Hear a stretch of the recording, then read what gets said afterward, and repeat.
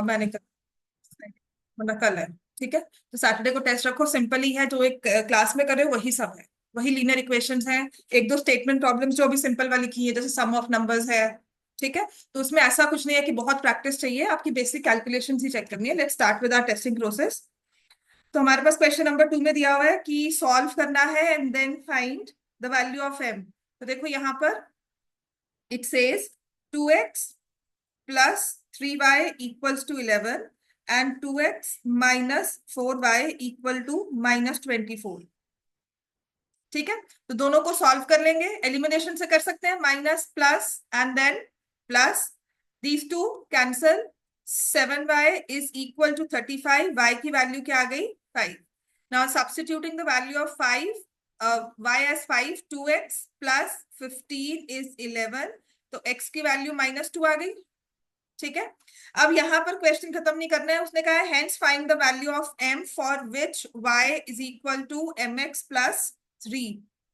ये इक्वेशन की फॉर्म होती है, राइट। आगे हम इक्वेशंस भी करेंगे, लाइन मतलब ये क्लास 11th में आएगा। This is a form of equation of a line, y को एक तरफ रख के बाकी सभी कोएफिशिएंट्स को और टर्म्स को हम राइट हैंड साइड पे लेके जाते हैं। तो y की वैल्यू रखनी है यहाँ पे 5, m की वैल्यू निकालनी है, x की जगह लिखेंगे -2 प्लस 3। तो m की वैल्यू क्या आ जाएगी -1।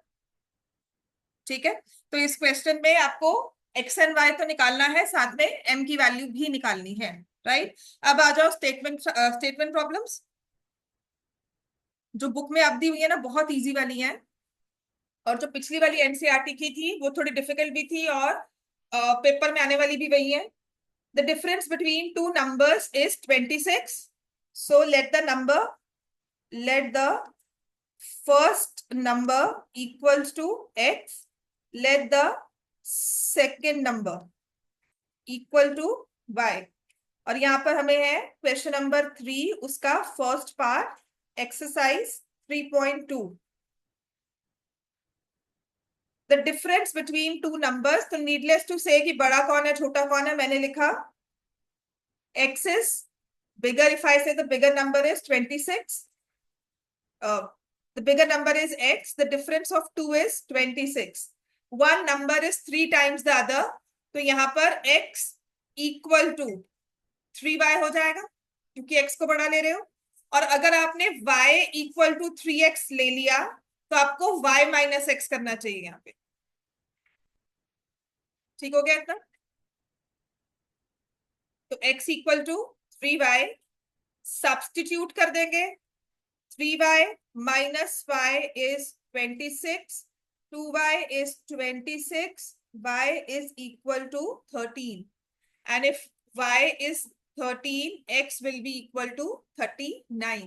अगर हम यहाँ पर मान लो, यहाँ पे बड़ा छोटा नहीं सोचते, फॉर एग्जाम्पल हमने यहाँ पर इसको लिख लिया, इसको गलती जो होती है इसमें, आपने लिख लिया y इक्वल टू 3x, और एक इक्वेशन आपने यही बनाई। ठीक हो गया। Now you take the value of x here, y को आप 3x लिख दोगे। This is the second option. जब हमने y को 3x लिया, ये नहीं सोचा बड़ा कौन सा छोटा कौन सा, हमने डायरेक्टली कुछ भी लिख दिया विदाउट इक्वेशंस फॉर्म की, विदाउट थिंकिंग। ठीक है, तो यहां से -2x एज 26 आ गया, तो x की वैल्यू क्या आ गई -13। Good enough. अब x की वैल्यू के साथ आप y की वैल्यू निकालोगे, y की वैल्यू क्या आ जाएगी -39। ठीक है, अब आप इसमें पुट करो वैल्यूज को,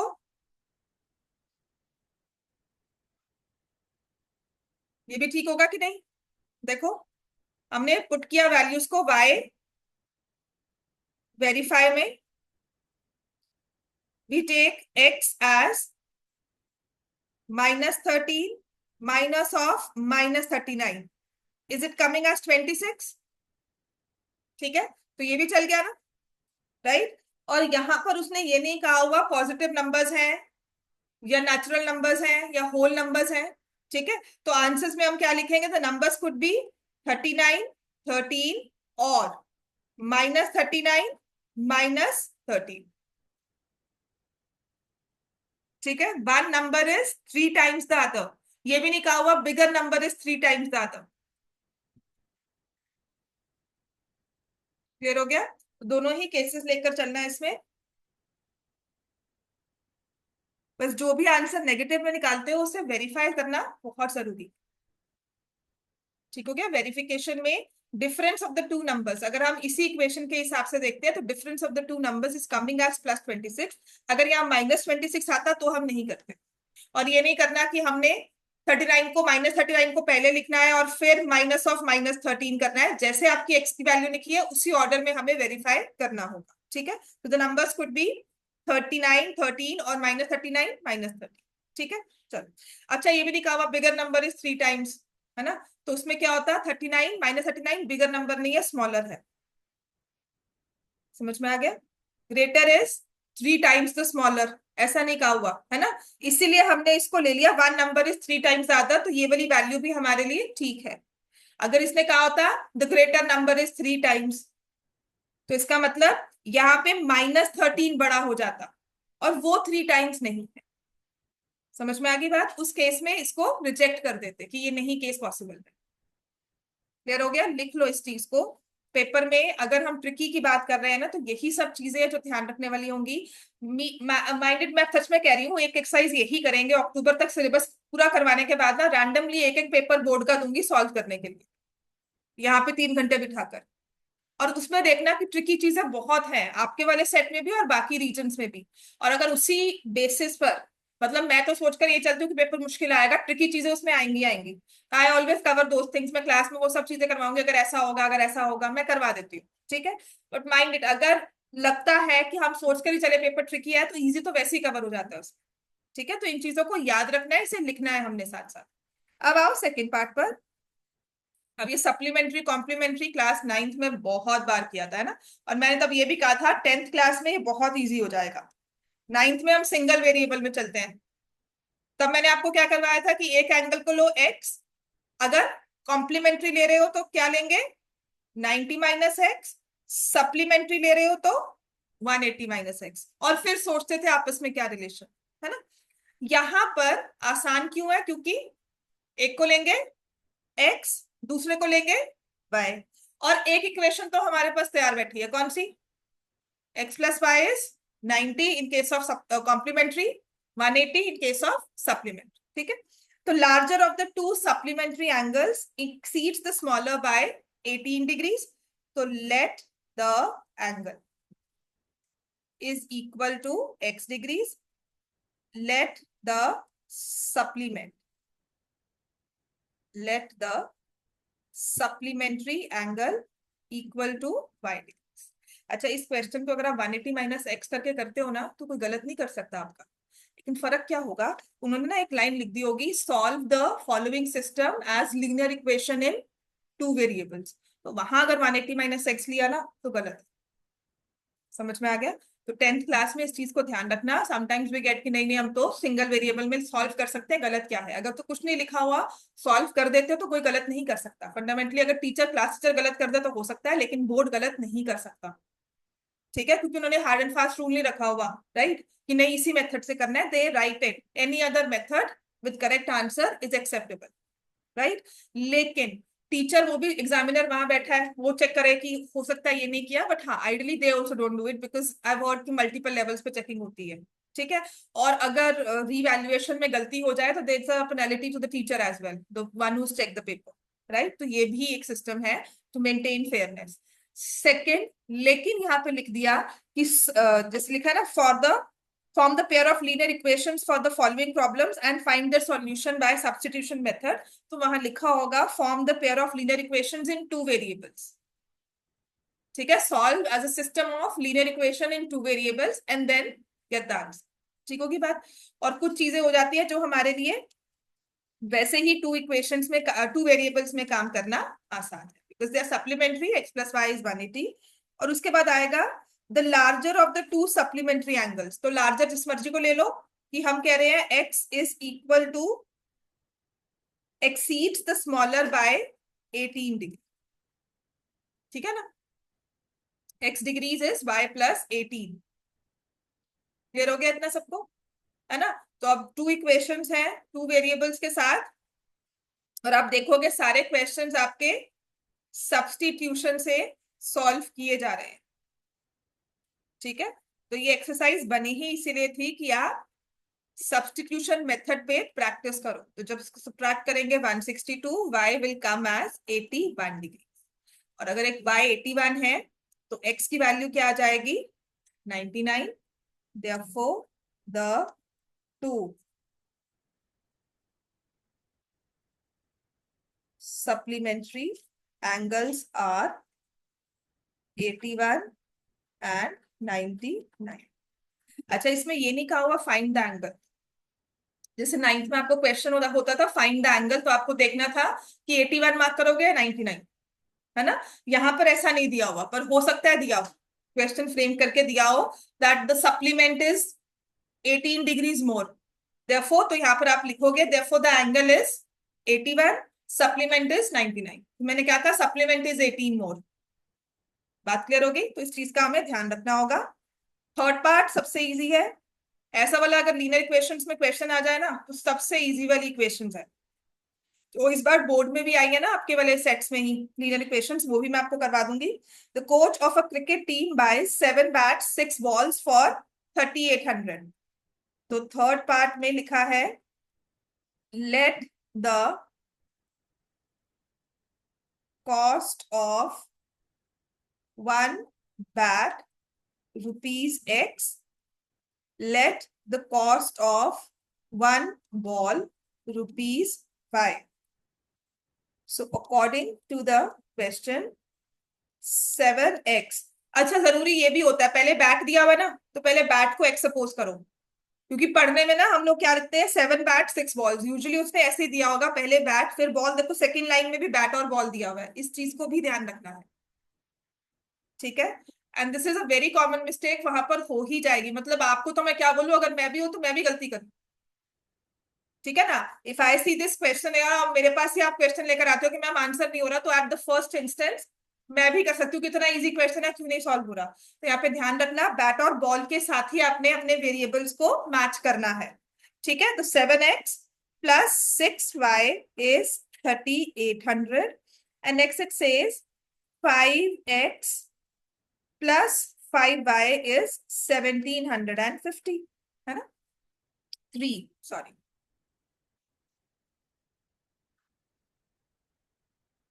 3x plus 5y equals to 1750।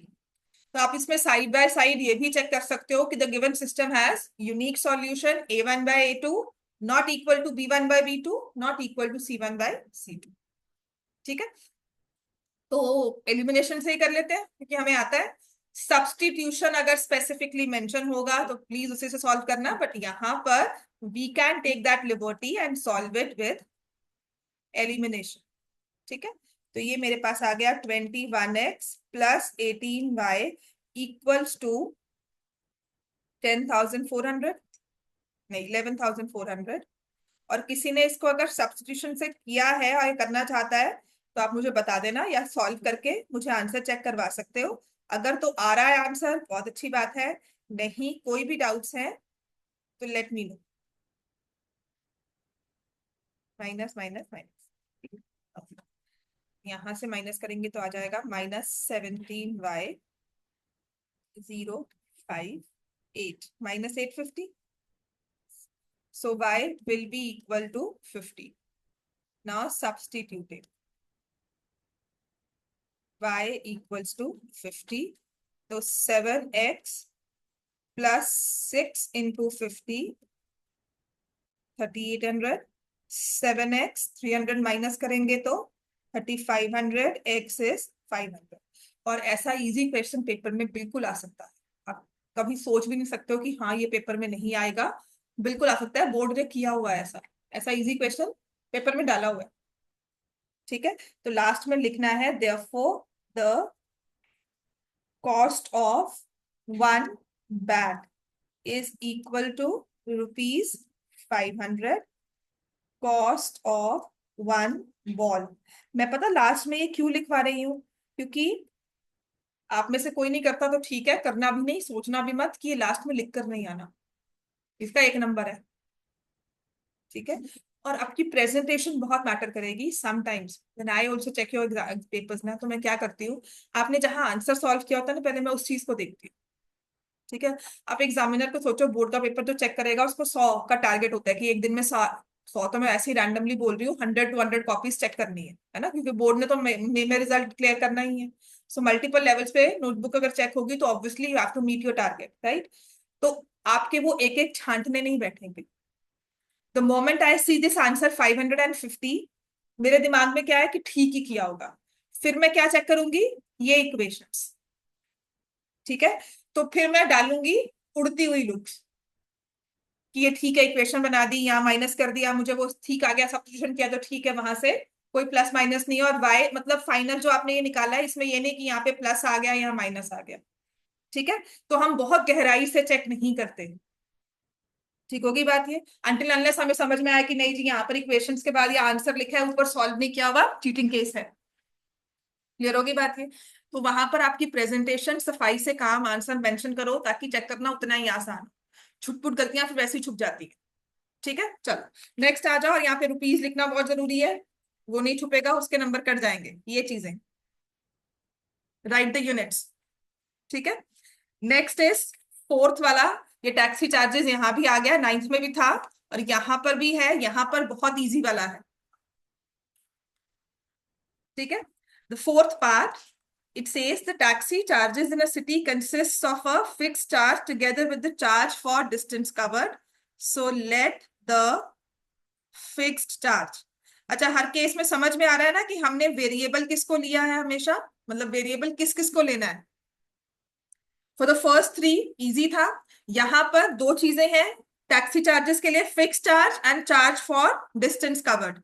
So let the charge for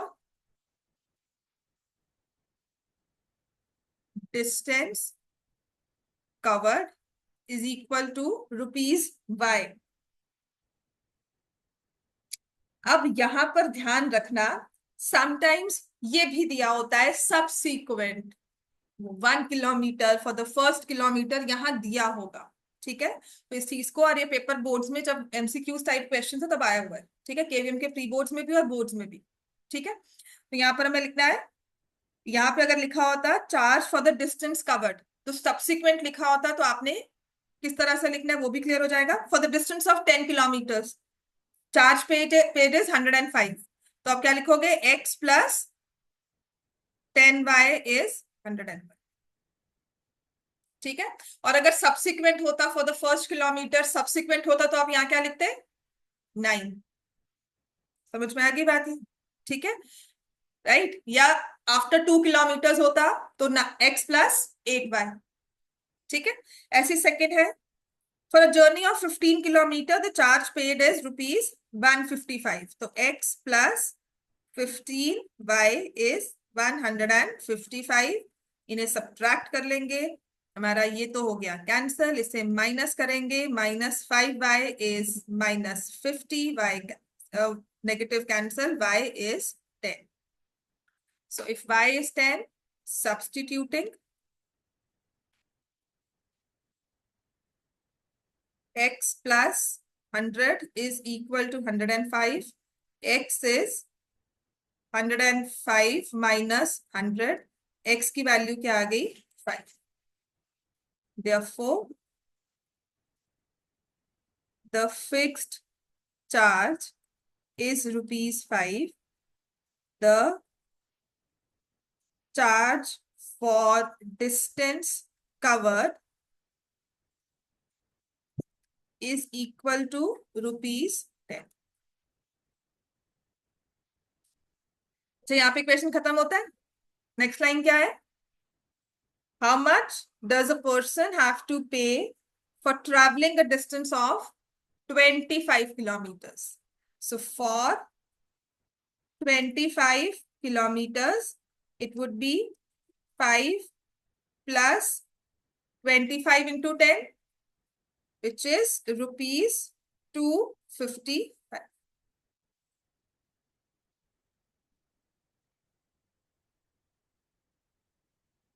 clear हो गया इतना। फिफ्थ पार्ट पे आ जाओ।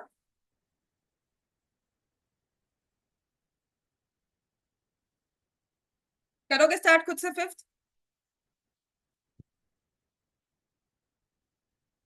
इस चैप्टर को ना लंबा नहीं खींचना है, इसके सारे मुझे लीनियर इक्वेशंस के सारे क्वेश्चंस मुझे क्लास में कवर करवा दे, ठीक है? सो मैं उसको इकट्ठा ही रखूंगी ताकि आपको वर्कशीट दूं, उसमें से फटाफट से क्वेश्चंस देखें, कुछ आप सॉल्व करके लेकर आओ। जो उसके बिगनिंग वाले क्वेश्चंस होंगे ना, जो बेसिकली इक्वेशन सॉल्व करना है, वो ऑलमोस्ट मैंने क्लास में करवाए होंगे आप, ठीक है? एबीसी वाले भी करवा दिए थे, बट सब स्पेशल इक्वेशंस रहता है। तो बुक को अगर आज हम कवर कर लेते हैं ना मैक्सिमम, तो कल अपनी लीनियर इक्वेशंस वो स्टार्ट करेंगे, जो मैं पेपर में नहीं लूंगी, वर्कशीट वाली इक्वेशंस नहीं लूंगी, सिर्फ आपकी एनसीईआरटी बेस्ड और जो भी थोड़े बहुत एक्स्ट्रा करवाए हुए हैं वो दे, ठीक है? अच्छा, एबीसी वाला एक क्वेश्चन जरूर होगा, ठीक है? A fraction becomes 9 by 11 when 2 is added to both the numerators and the denominator. 3 is added to both the numerator and denominator, it becomes 5 by 6. Find the fraction.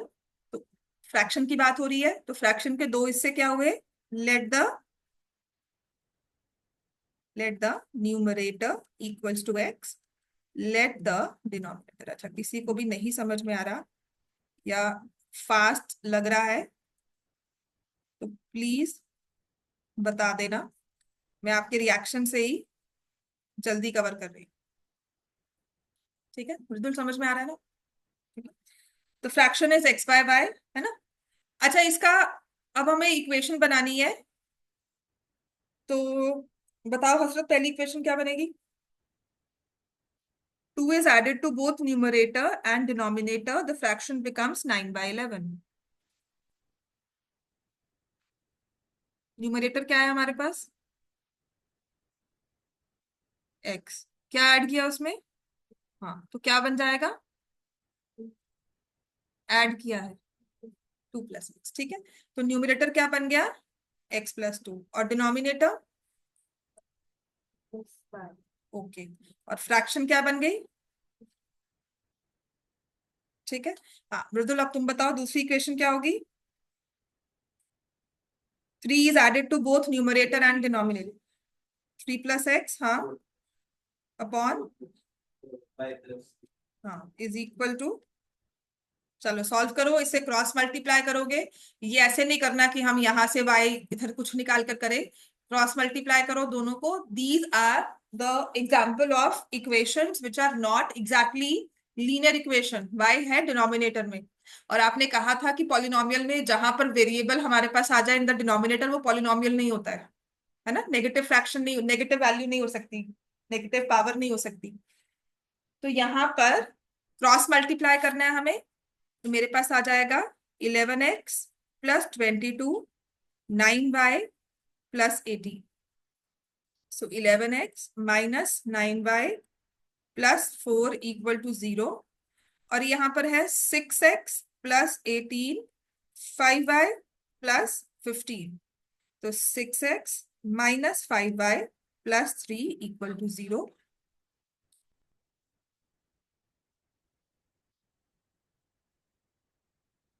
तो इस वाली इक्वेशन को मल्टीप्लाई किया 6 से, और इसको 11 से कर देती हूँ। 66x - 54y + 24 = 0। 66x - 55y + 33 =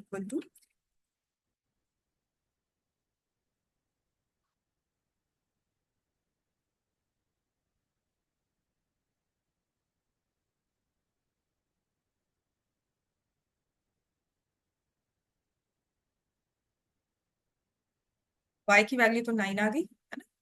तो सब्स्टिट्यूटिंग y एज 9, मेरे पास आएगा, किसी भी एक में कर देंगे, 6x - 5 × 9 + 3 = 0। 6x 45 में से +3 किया तो कितना -45 है, तो ये आ जाएगा -42। x की वैल्यू क्या आ गई?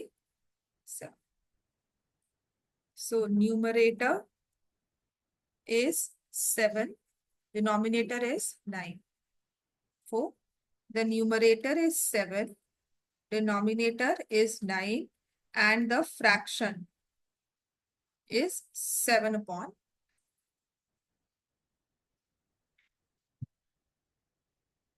ठीक हो गया इतना?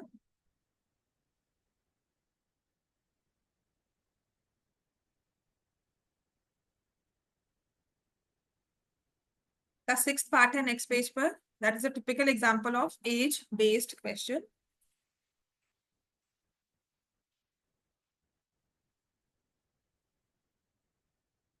ठीक हो गया. एज वाले क्वेश्चन में ना हमेशा 99% होता है प्रेजेंट एज निकालने को दी जाती है, और रिलेशन दिया होगा कुछ साल पहले कुछ साल बाद. तो जब भी ये क्वेश्चन सॉल्व करना है ना, ये कुछ चीजें आपने ना अपने पहले लिख कर रखनी है. लेट द प्रेजेंट एज, देखो नेक्स्ट पेज पे पढ़ोगे, इसमें लिखा है 5 years hence age of Jacob will be 3 times that of his son, and 5 years ago Jacob's age was 7 times that of his son. What are their present ages? तो let the present age of Jacob, पहले Jacob दिया हुआ है तो उसको लिख लिया x, और यहाँ लिखना है years. Let the present age of son equals to y years. अब हमेशा आपने लिखना होगा 5 years hence, 5 साल बाद. एज ऑफ जेकब कितनी हो जाएगी? x plus 5 years. Age of son will be y plus 5 years. 5 years ago.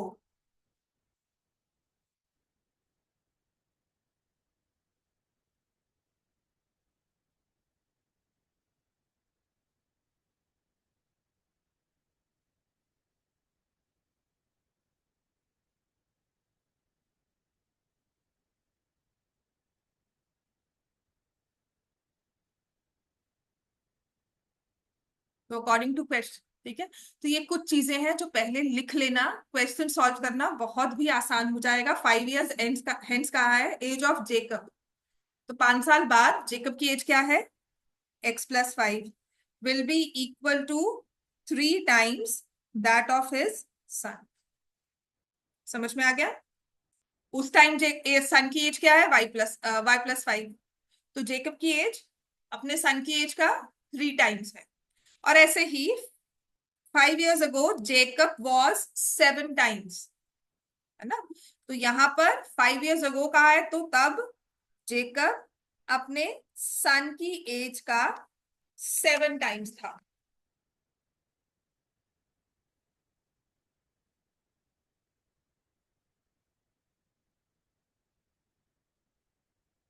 समझ में आ गया सबको? चलो अब तो ये सॉल्व कर सकते हो.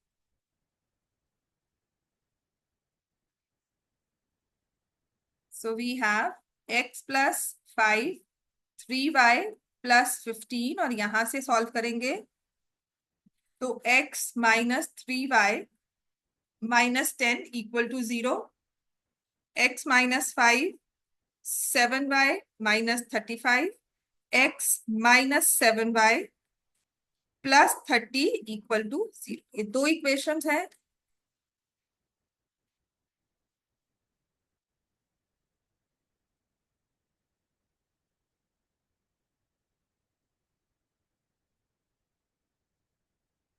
Minus plus minus, x cancel हो गया. 4y minus 40 is 0. y की वैल्यू क्या आ गई? 10. तो अगर y की वैल्यू 10 है, सब्स्टिट्यूट कर देंगे. इसी में अगर मैं कर दूं तो x माइनस 30 माइनस 10, x की वैल्यू क्या आ गई? 40. इसमें चेक भी कर सकते हो. Age of Jacob is 40 years. Age of son is 10 years. 5 साल बाद 45, सन की एज 15, 3 times हो गया. 5 साल पहले 35, सन की एज 5 और वो 7 times. ठीक है. एग्जाम्पल नंबर 8, 24 बोर्ड पेपर में आया हुआ क्वेश्चन, बहुत इजी पेपर था ना. एग्जाम्पल 8, 24th, अभी जो इस पिछले साल वाला बोर्ड पेपर था उसमें एक क्वेश्चन आया हुआ है आप ही के रीजन में. ठीक है, स्टार्ट कर दो.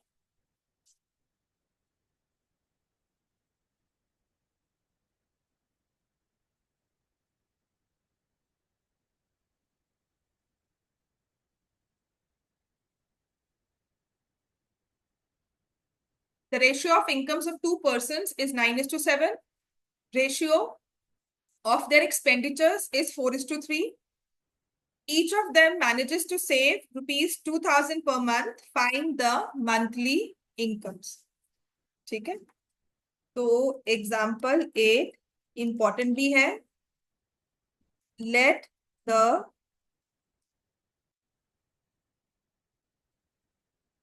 income of person A, ratio 9:7 है, तो I will write 9x. Let the income of person B, देखो इनकम्स की रेशियो 9:7 थी. पहले में कॉमन फैक्टर x लिया तो 9x आ गया. यहां पर हम क्या लेंगे? 7x. क्लियर हो गया इतना? ठीक है. अब एक्सपेंडिचर्स की बात की जा रही है. Let the expenditure of person A, देखो रेशियो यहां पर दी है 4:3. तो एक्सपेंडिचर में अब क्या लिखोगे? 4, साथ में वेरिएबल सेम लगाओगे कि अलग लगाओगे? y लगाएंगे, x नहीं लगाएंगे, because that is a different ratio. जो मल्टीप्लायर है वो अलग हो जाएगा और यहाँ पे रुपीज लगा देना. Let the expenditure of person A rupees 4y.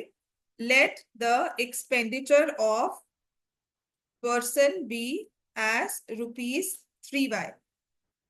Savings 2,000 है, तो हमारी इक्वेशन क्या बनेगी? पहले वाले की इनकम और उसके एक्सपेंडिचर को माइनस कर दो. ठीक है, तो आ जाएगा 9x minus 4y equals to 2,000. 7x minus 3y is equal to 2,000.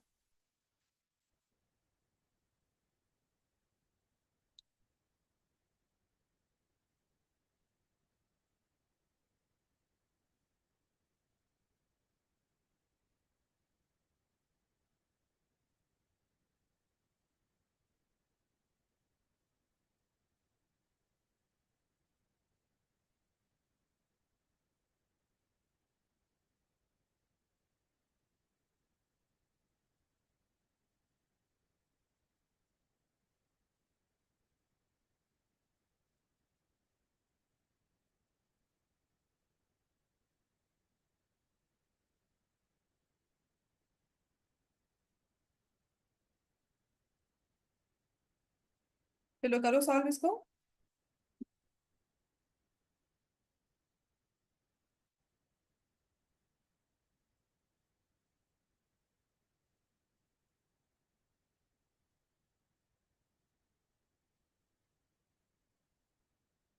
तो यहाँ पर मैं इसको मल्टीप्लाई करती हूँ 3 से और इस वाली इक्वेशन को 4 से. तो मेरे पास ये बनकर आता है 27x माइनस 12y एज 6,000 और ये आ जाएगा 28x minus 12y as 8 minus plus minus ये कैंसिल हो गया. माइनस x एज माइनस 2,000 आ गया. तो x की वैल्यू क्या आ गई अपने पास? सब्स्टिट्यूट करना है अब x की वैल्यू को. ठीक है, तो सब्स्टिट्यूटिंग x एज 2,000, तो मेरे पास आ जाएगा 18,000 माइनस 4y इज 2,000. तो 4y इज 16,000. y की वैल्यू क्या आ गई? ठीक है, तो उसने इनकम्स निकालने को कहा है. इनकम में आपने 9x और 7x लिया हुआ था. ठीक है, so therefore income of A will be 18,000 rupees.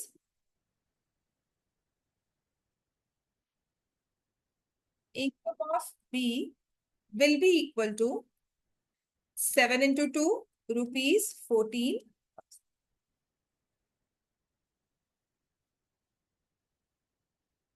Example 9 पर आ जाओ. ऐसे example number 10.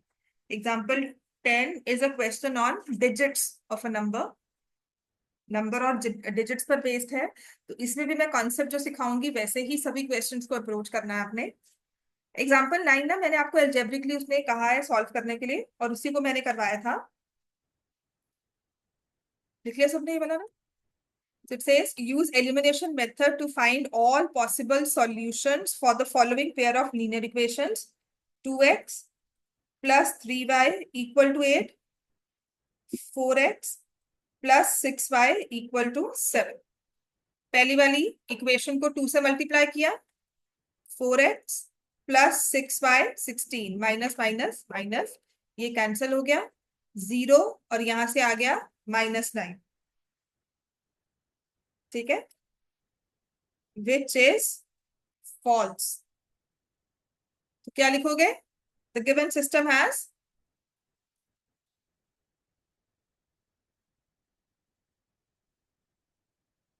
The given system has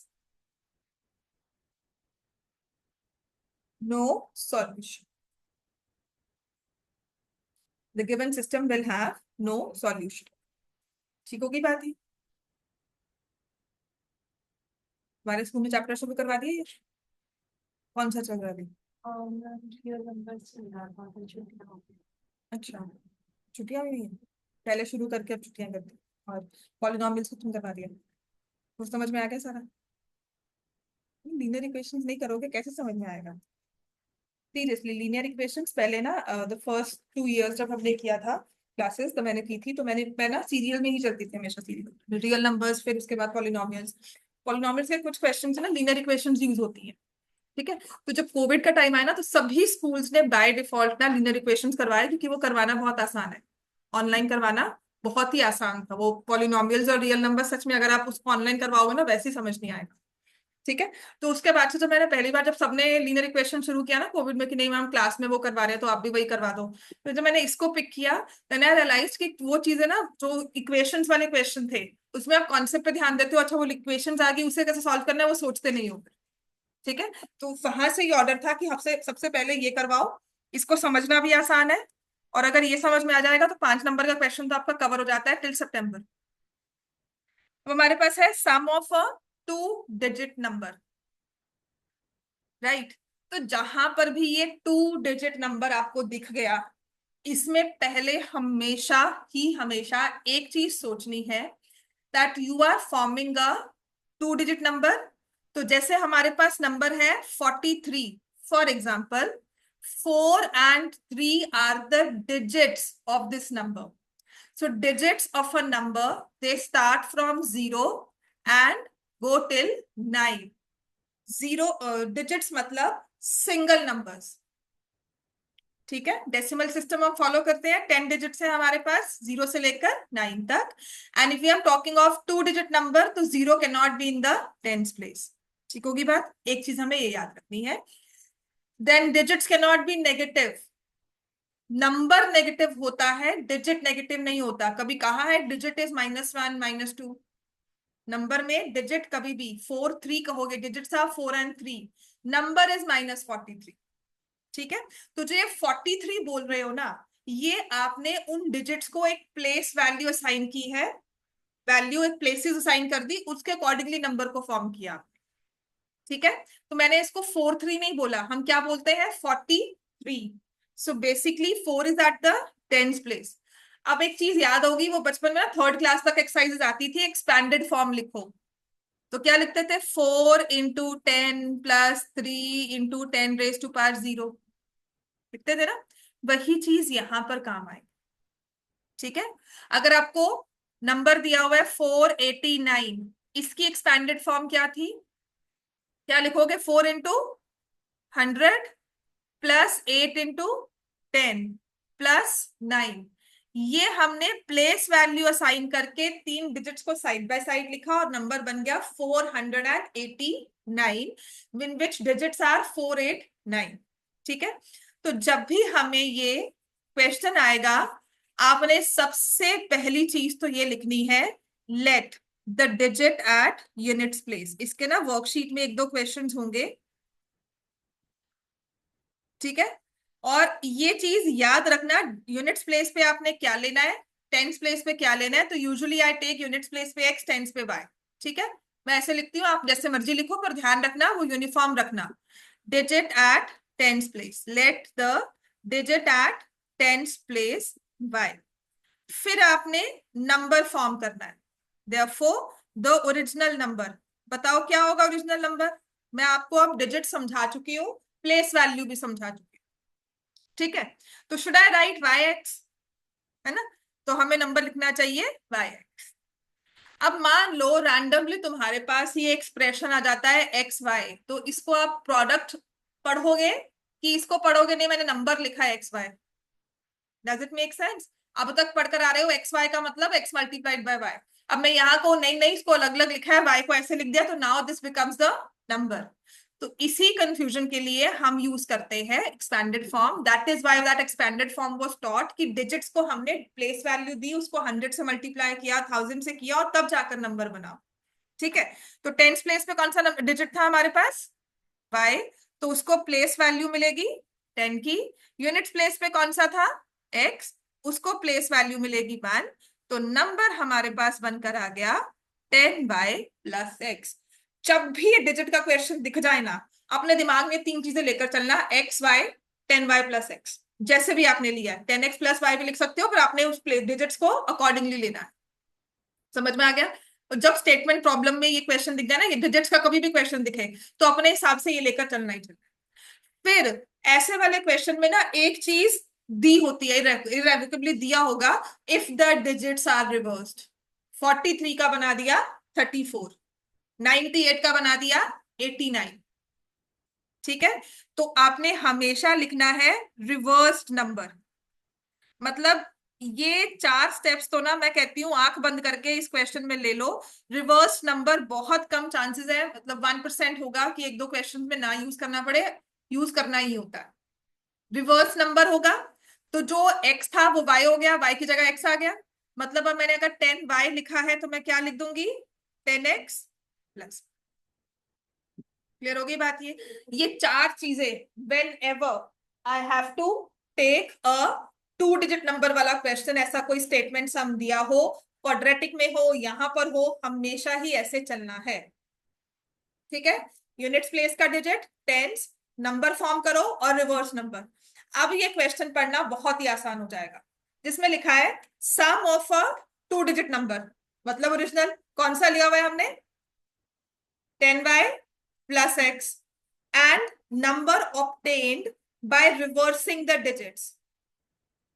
some बता दिया, मतलब मेरे पास अब इक्वेशन बनाने के लिए क्या इंफॉर्मेशन है कि 10y प्लस एक्स और उसमें ऐड किया 10x प्लस वाई, और हमारे पास सम बनकर क्या आ गया?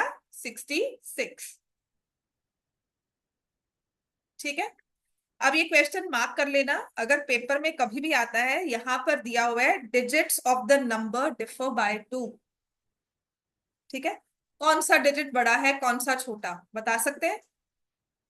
नहीं बता सकते, ठीक है ना। 42 भी हो सकता है, 24 भी हो सकता है, राइट। नंबर छोटा हुआ है या बड़ा हुआ है, वो कहेंगे कि if I reverse the digits the number increases by 24। तो मुझे पता लग गया कि पहले वाला नंबर छोटा था, ठीक है ना। लेकिन उसमें फिर भी डिजिट्स कौन से बड़े हैं छोटे हैं हम नहीं बता सकते। तो यहां पर एक तो मेरी ये इक्वेशन बन गई 11x plus 11y is 66, x plus y is 6।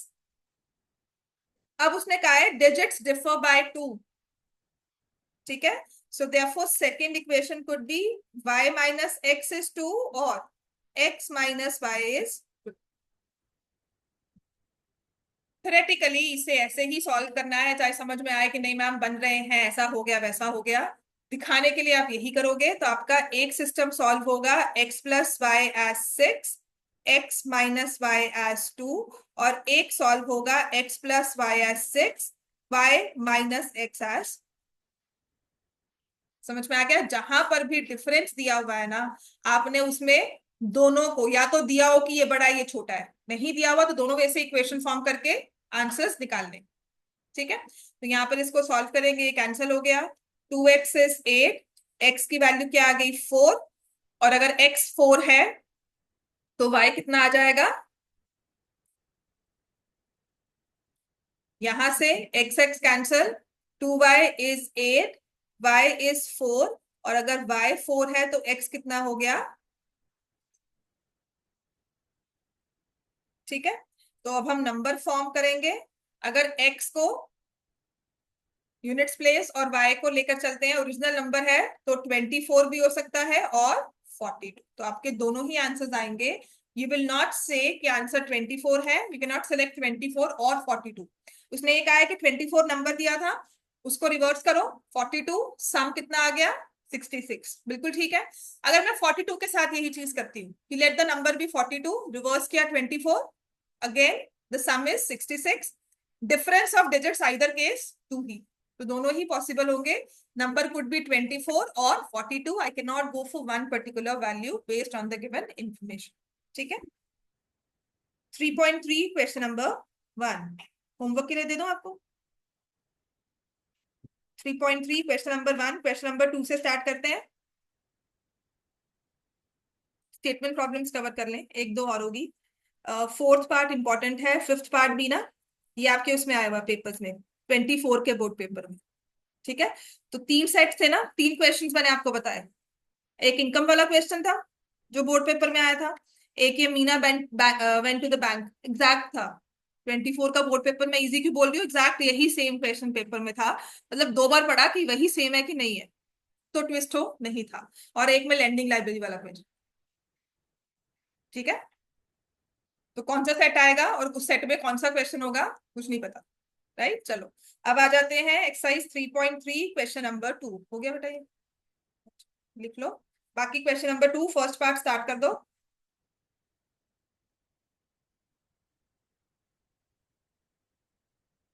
वही numerator and denominator, if we add 1 to the numerator, subtract 1 from the denominator, the fraction reduces to 1. It becomes 1 by 2 if we add only 1. If we only add 1 to the denominator, what is the fraction?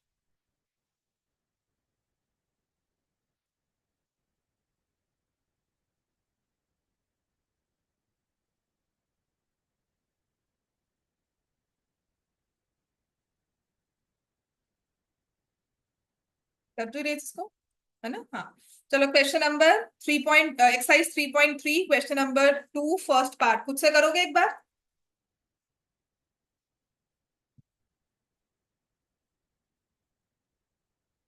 मतलब अगर ये 4 questions आप कर पा रहे हो ना, 5 questions, तो आपका टेस्ट ठीक जाएगा, क्योंकि मैं यही सब देने वाली हूँ, बेसिक आपको स्टेटमेंट प्रॉब्लम्स, या जो क्लास में हमने क्वेश्चंस किए लीनियर इक्वेशंस के, वो बने।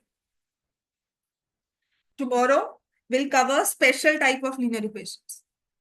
ठीक है, special type of linear equations और एक इनफाइनाइटली मेनी सॉल्यूशंस में find the value of x, वो कर।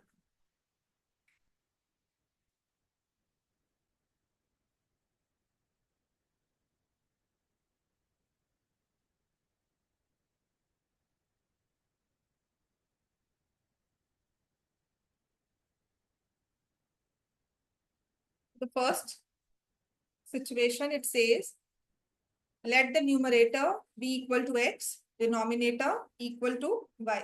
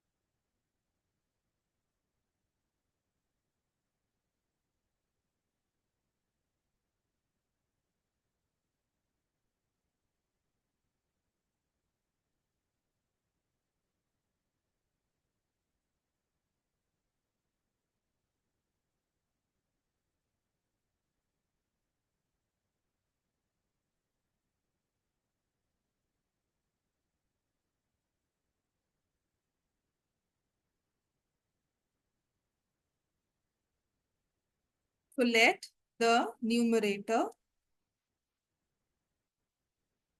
equal to x, let the denominator equal to y. तो फ्रैक्शन बन गई x अपॉन y। ठीक है, तो हमें सिचुएशन दी हुई है, if we add 1 to the numerator and subtract 1 from the denominator, fraction reduces to 1, and if we add only 1 to the denominator, it becomes 1 by. What is the fraction? ठीक है, तो यहां से पहली इक्वेशन बन गई x plus 1 is equal to y minus 1, x minus y plus 2 equal to 0। यहां से 2x minus y minus 1 equal to 0। यही आया, आगे ना? मृदुल बन गई थी दो इक्वेशन से, दूसरी वाली अभी क्रॉस करना था। पहले क्यों देखा, बाद में देखते। पता क्या है, ये चीज अपने में मैंने तुम्हें पहले कहा है, अगर हमारी स्पीड क्लास से मैच नहीं करती ना कहीं ना हमें थोड़ी सी एक्स्ट्रा प्रैक्टिस घर पे करनी है। Minus x plus 3 equal to 0, x equal to, ठीक है। तो एक्स की वैल्यू 3 पुट की, वाई की वैल्यू क्या, एक्स की वैल्यू 3 पुट की, वाई की वैल्यू क्या आ जाएगी 5, ठीक है। और फ्रैक्शन क्या बन गई हमारी 3/5, क्रॉस चेक भी कर लो, 4 प्लस 1 4 माइनस 1 4, 1 हो गया। 3/y प्लस 1 6 हो जाएगा, 1/2, ठीक है। अब सेकंड, ठीक है, चलो एज वाला क्वेश्चन है वही। Nuri was 5 years ago. Nuri was thrice as old as Sonu. 10 years later, Nuri will be twice as old as Sonu. Then how old are Nuri and, ठीक है। तो प्रेजेंट एजेस को लो, then 5 years hence, 5 years ago and 10 years later, ages निकालो।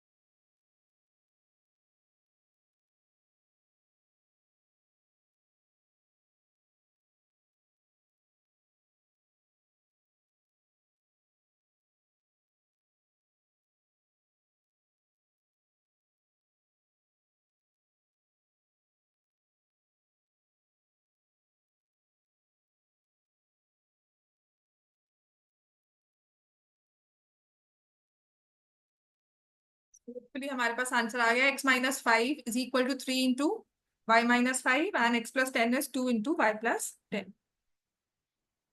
तो ये आ जाएगा x minus 5 3y minus 15, x minus 3y plus 10 equal to 0। और ये आ जाएगा x minus 2y minus 10 equal to 0, ठीक है। अब यहाँ पर सब्स्टिट्यूशन एलिमिनेशन कर सकते हैं। तो if I go by elimination only, x minus 2y minus 10 equal to 0 minus plus plus, ये कैंसिल हो गया, -y plus 20 equal to 0, y की वैल्यू क्या आ गई 20। सब्स्टिट्यूटिंग y एज 20, तो हमारे पास आ जाएगा x माइनस 60 प्लस 10, तो -50 इक्वल टू 0, एक्स क्या आ गया 50। ठीक है, so age of Noori is equal to 50 years and age of Sonu will be equal to 20 years। Cross check कर सकते हो इसको, ठीक है ना। तो 5 years पहले 3 times था, 45 and 15। 10 years later 60 and 30। ठीक हो गया इतना। Third part,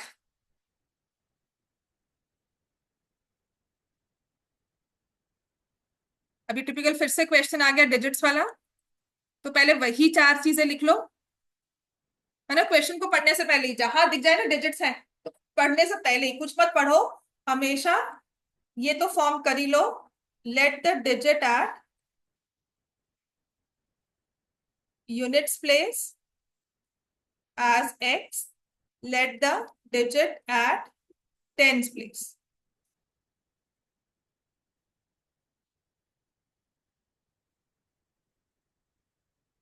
Tens place as y, therefore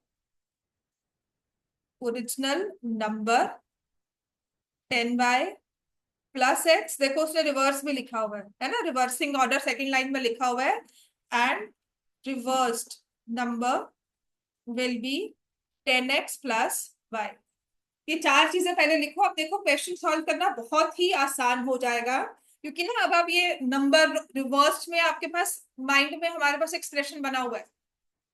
ठीक है, maths is all about visualising. Maths मुश्किल क्यों होती है, समझ लेट से क्यों आती है। इफ आई से Apple, I simply said a word Apple, आपके माइंड में इमेज बन जाती है साथ के साथ ही। आपको समझ क्यों आता है, आपके माइंड में इमेज एप्पल की बन गई, है ना। रेड एप्पल आ गया, ग्रीन एप्पल आ गया। ठीक होगी बात ये। बट इफ आई से अ नंबर, माइंड, मैं कह रही हूँ एक ऐसा नंबर आपको ढूंढना है, तो माइंड में सारे नंबर्स, वो जैसे फ्लिप इन होता है ना, जैसे वो कैसीनो में हमारा वो रोल इन होता है या स्पिनर होता है, तो वैसे घूम रहा है। तो माइंड किसी एक इमेज को स्टेबल नहीं हो पाता, और वहां होती है confusion. That is why we fix our mind on one value, कि वो वैल्यू मान लो एक्स है, वो एक हमारे नहीं पता मुझे वो एक्स है। समझ में आ गई बात है। तो जब हमने माइंड को फिक्स कर लिया, then we try find relations about x. X के बारे में आपको क्लू दिया जाता है, जैसे कहते हैं ना identify the personality, there is this personality, है ना।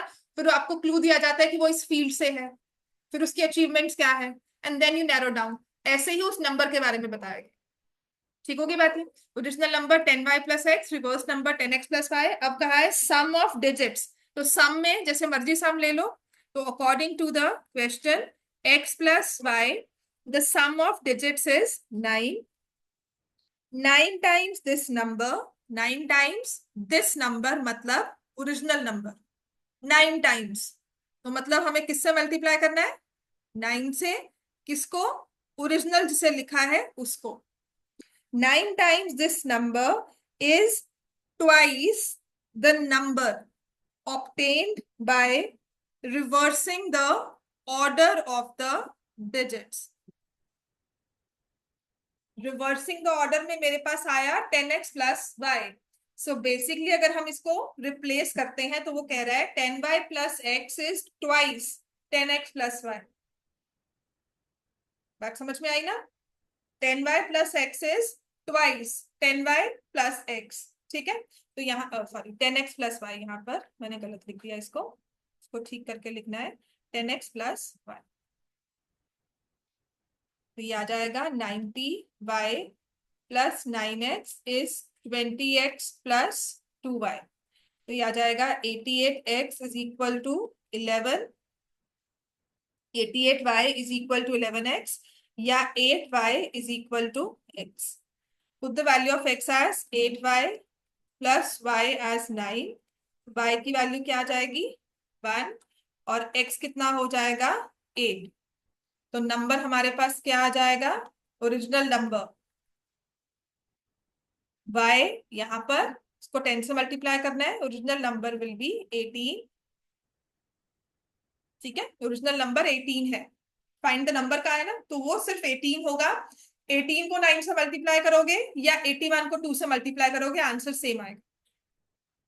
समझ में आ गई बात? ये तो यहाँ पर हमारे पास फॉर श्योर आंसर है, फॉर श्योर आंसर है कि हमारा आंसर नंबर जो जिसके बारे में बात हो रही है वो 18 ही। ठीक हो गया इतना? चलो, कल आपको एक्स्ट्रा क्वेश्चन साथ में इसके स्टार्ट करवा